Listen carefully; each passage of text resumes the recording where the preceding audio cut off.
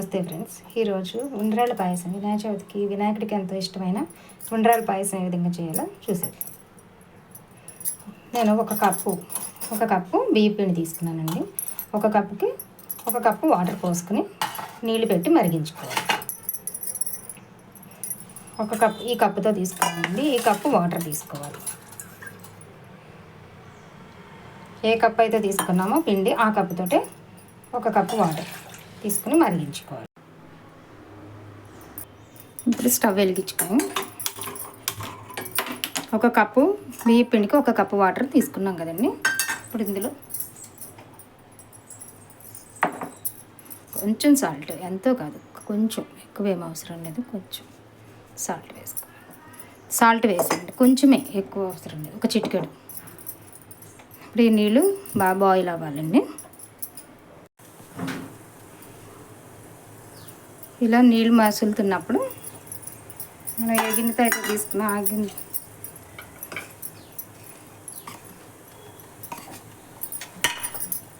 ఒక కప్పు తీసుకున్నాం కదండి వాటర్. ఏ కప్పుతో అయితే తీసుకున్నా ఆ కప్పుతో పిండి అనమాట. ఈ కప్పు పిండి వేసుకుంటూ కలుపుకోవాలండి. దగ్గర పడిపోతుంది, కొంచెం కలిపేసుకోవాలి.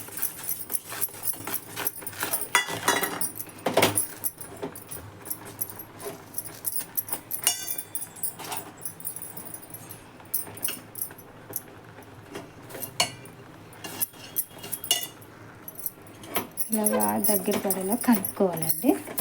కొంచెం ఇవ్వాలండి. ఇదిగోండి, ఇలా కలిపేసుకోవాలి పూర్తిగా పిండిని. కొలత మళ్ళీ చెప్తున్నానండి. ఒక కప్పు బియ్యం పిండికి ఒక కప్పు వాటర్ మాత్రమే పోసుకోవాలి. చిటికెడు సాల్ట్ వేసాను. నీళ్ళు మరిగాక అప్పుడు పిండి వేసుకొని కలుపుకోవాలి. ఇలా కలుపుకొని ఇలా బాగా కలిసిపోయిన తర్వాత సిమ్లోనే ఉంచాలండి. అంటే సిమ్లోనే ఉంచి కొంచెం సేపు, ఒక 3 నిమిషాలు మూత పెట్టి అలా వదిలేసేయండి. ఎందుకంటే కొంచెం మగ్గాలన్నమాట. అది కొంచెం నిమిషాల తర్వాత స్టవ్ బంద్ చేసేసుకోండి. ఈ విధంగా కొంచెం అడుగు ఉంటుందండి, ఏం కాదు. 2 నిమిషాలు కానీ 3 నిమిషాలు కానీ ఇలాగ మూత పెట్టి వదిలేసి, మంట సిమ్లోనే ఉంచి మూత పెట్టి వదిలేసేయండి. చేసింది ఉంది కదా, దీన్ని ఒక ప్లేట్లోకి తీసేసుకోండి. బాగా వేడిగా ఉంది కదా, చేయి పెట్టి అప్పుడే కలుపుకూడదండి.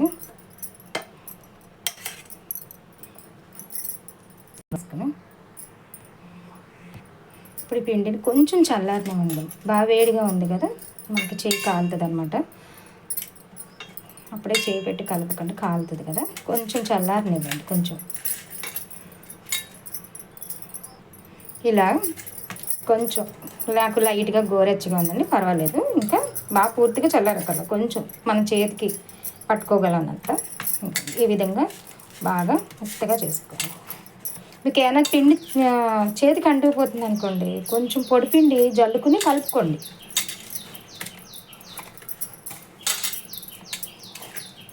ఇలా మెత్తగా మొత్తం కూడా పిండి అంతా కూడా ఇలా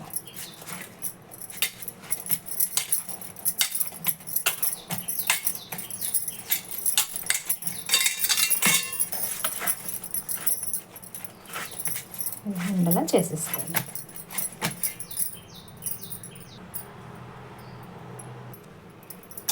ఇప్పుడు కొంచెం కొద్దిగా ఉండలా చేసుకుని మన చేతికి కొంచెం బియ్యపిండి అండి, ఇది బియ్యపిండిని చేతికి ఇలా రాసుకోండి.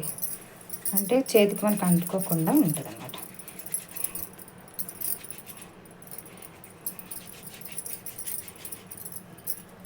ఇలా పొడుగ్గా చేసుకుని మనకి ఎంత సైజు ఉండలు కావాలో అంతంత, ఇంకా చిన్నవి కావాలంటే ఇంకా చిన్నగా కూడా చేసుకోవచ్చు. నేను ఈ సైజు చేస్తున్నాను.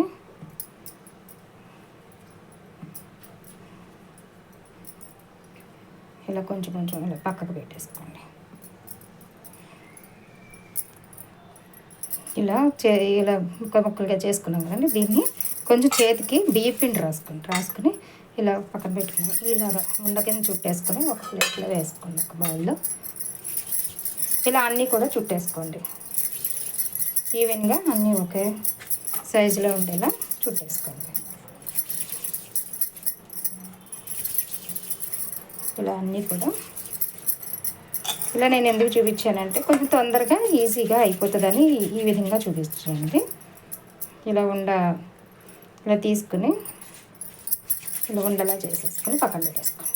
ఇలా అన్నీ కూడా చేసేసుకోండి. ఈవెన్గా అన్నీ కూడా ఇలా ఉండలుగా చేసేసుకుని పక్కన పెట్టేసుకోండి. వీటిని ఇప్పుడు ఆవిరి మీద ఇడ్లీలాగా ఆవిరి మీద ఉడికించుకోవాలండి.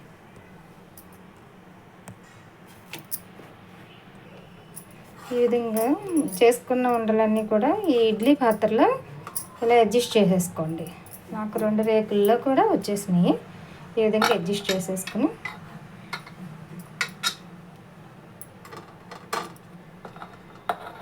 ఈ విధంగా అడ్జస్ట్ చేసేసుకోండి. సరిపోతే ఇంకో ప్లేట్లో అయినా పెట్టుకోండి. ఇలా అడ్జస్ట్ చేసుకున్నాక ఆవిరి మీద ఉడికించుకోవాలి. ఈ విధంగా ఆవిరి మీద ఉడికించేసుకోండి. మంట లోటు మీడియం ఫ్లేమ్లో పెట్టుకుని ఆవిరి మీద ఉడికించుకోండి. నా దగ్గర ఇడ్లీ పాత్ర లేక నేను కుక్కర్లో పెట్టానండి. విజిల్ తీసేసి ఆవిరి మీద ఉడికించుకోండి. ఒక 10 మినిట్స్ అలా ఉడికించుకోండి.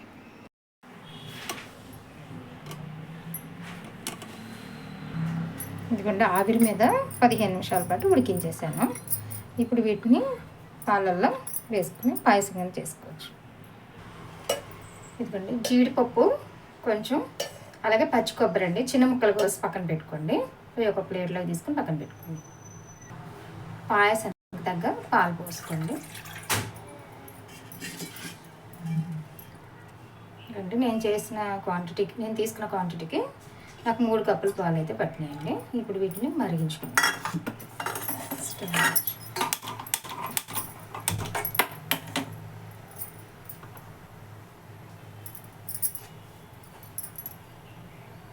ఇలా మరిగించేటప్పుడే ఈ జీడిపప్పు ఉంది కదండి, అవి వేసేసుకోండి.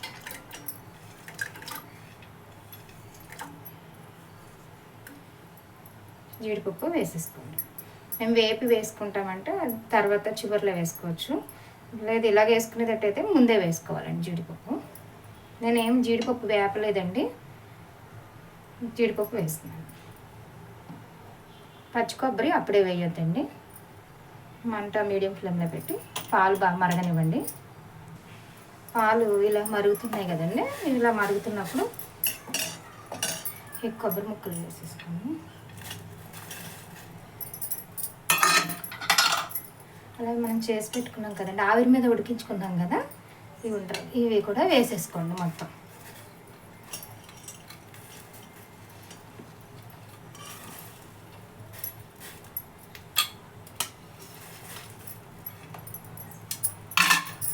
మరి ఇప్పుడు ఇలా కలుపుకోండి.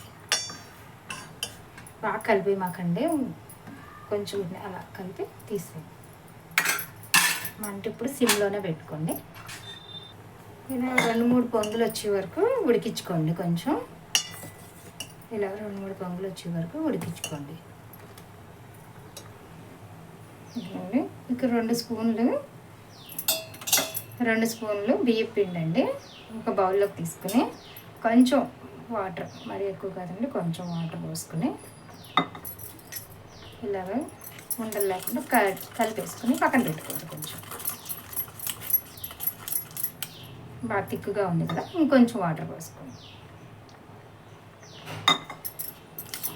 ఇలా కలిపేసుకుని పక్కన పెట్టుకోండి. దీన్ని చివర్లో వేసుకోవాలండి, ముందే వేయకూడదు, చివర్లో వేసుకోవాలి. ఇలా కలిపి పక్కన పెట్టుకోండి. ఇదిగోండి ఒక 2-3 పొంగులు వచ్చాక ఇంకా ఆపేసుకోవాలి. మనకు ఉడికింది లేదో చూసుకోండి. కొంచెం ఉడికిపోద్దండి, ఎక్కువసేపు ఏమి ఉడికించాల్సిన అవసరం లేదండి. 2-3 పొంగులు వచ్చాక సిమ్లో పెట్టుకుని మీరు ఇష్టమైతే షుగర్ లేదా బెల్లం వేసుకోవాలంటే బెల్లం వేసుకోవచ్చండి. మీ టేస్ట్కి తగ్గ షుగర్ వేసుకుంటున్నాను నేనైతే.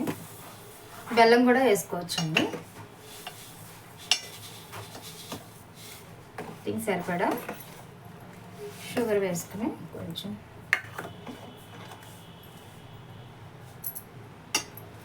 ఇష్టమైతే బెల్లం వేసుకోండి.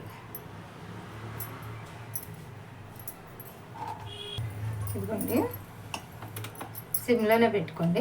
పంచదార వేసాం కదా, ఇదిగోండి పలుచగా ఉంది కదా, ఇలా పలుచగా అయితే చిక్కగా కావాలనుకుంటే ఇందాక మనం కలిపి పెట్టుకున్నాం కదండి, ఇది ఒకసారి మళ్ళీ కలుపుకొని చిక్కగా అయిపోతే మళ్ళీ కొంచెం వాటర్ కలుపుకొని వేసుకోండి. ఇది పైన పోసేసుకోండి. ఇప్పుడు కొంచెం ఒక 2 నిమిషాలండి, ఎక్కువసేపు అవసరం లేదు. ఒక 2 నిమిషాల పాటు కొంచెం మరగనివ్వండి. కొంచెం 2 నిమిషాల పాటు. మీకు జీడిపప్పు ముందులోనే వేసుకుంటాం ఇష్టం లేకపోతే చివరిలో నేతిలో వేపుకుని పైన వేసుకోవచ్చండి. అలా మీకు అలా ఇష్టమైతే అలా వేసుకోండి. చూడండి ఇప్పుడు చిక్కబడుతుంది కదా, చూడండి చిక్కబడుతుంది ఇప్పుడు కొంచెం కొంచెం.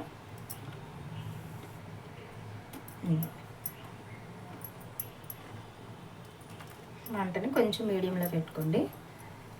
కొంచెం చిక్కబడుతుంది చూడండి. ఎందుకండి